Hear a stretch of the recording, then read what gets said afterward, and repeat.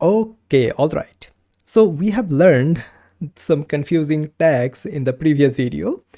In this video, we will be doing the same thing, but it is for a different purpose. So let's start with learning about the EM tag or the EM element. This is called the emphasis element.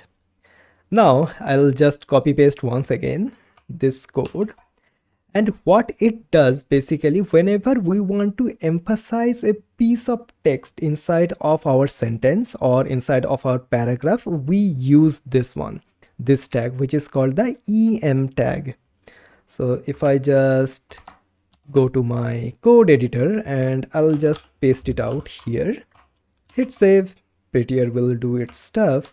And if I go here and then I have to go to the proper browser tab.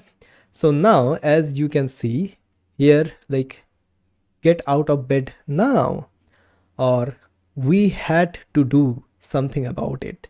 This is not a drill.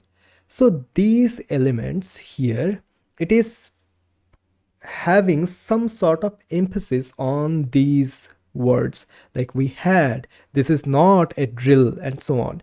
And when someone uses the screen readers, the screen reader will read the text in a different tone as well. Okay, so this is basically the EM tag. If I just go here, so this is basically the EM tag which we have just learned, the emphasis element.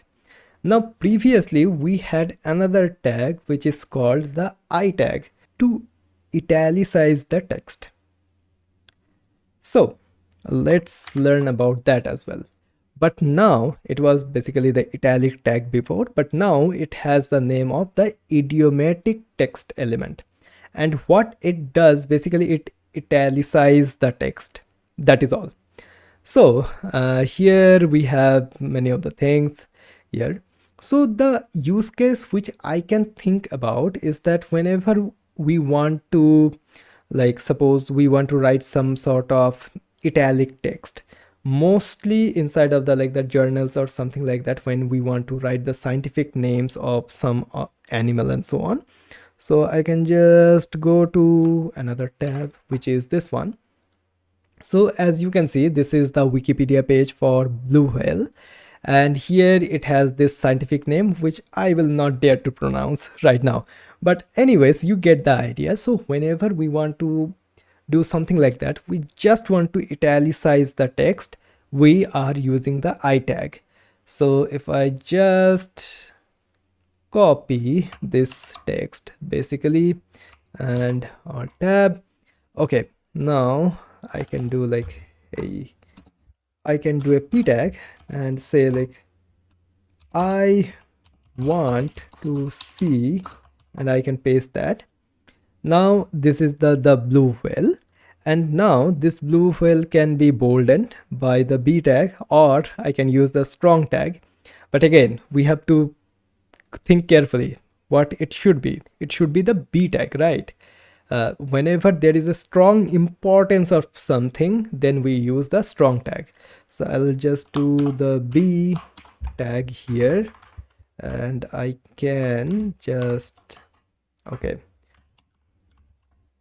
let me just cut it by here and paste it here.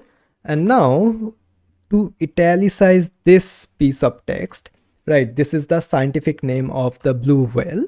So I'll just do the I tag and I'll just cut this tag here and I'll paste it out here. Okay, so now if I go to the tab and I'll just go to the proper tab.